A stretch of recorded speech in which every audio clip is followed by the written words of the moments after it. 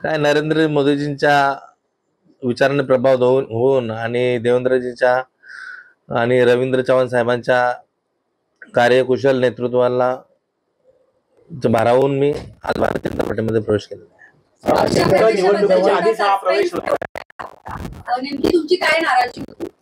नाराजी पक्षप्रवेशाचा ठरवून केलेला नव्हता, परंतु आमचीच लोक काही आमच्या विरोधकांना मोठं करायला जातात. जर तुमची न्यूज द्यायची हिंमत असेल तर मी बोलेन, नाही तर मी बोलणार नाही. पण तुम्ही सुद्धा या बातम्या छापत नाहीत. तुम्ही दाखवाल का? दाखवाल तर बोलतो, नाही तर बोलत नाही. मोक्याचा आरोपी कुणाल पाटील याला क्लीन चिट देण्याचं काम आमच्याच पक्षातल्या लोकांनी केलं.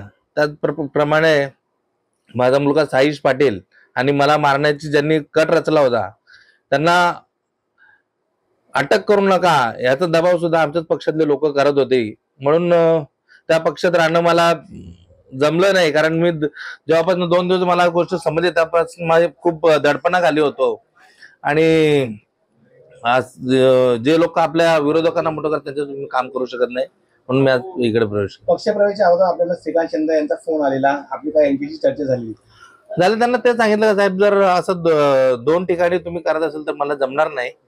कारण माझ्या मुलाच्या वरती जर ही गोष्ट आली आणि त्याला जर तुम्ही समर्थन देत असाल तर त्या ठिकाणी मी राहून काय करणार. आधीचा जो तुम्ही विषय सांगितला की मोक्याचा, तर त्या संदर्भात काही अगोदरच्या पक्षामधल्या वरिष्ठांशी तुमचं काही बोलणं झालेलं काय? नाही, ते त्यांचा समजा कोणाला सपोर्ट करायचा का त्यांचा वैयक्तिक प्रश्न आहे. परंतु माझ्या मुलाला जे लोक मारण्याचा प्रयत्न करतात त्यांना सुद्धा तुम्ही पाठीशी घालत असेल तर मग मी तिथे राहून मी काय करणार.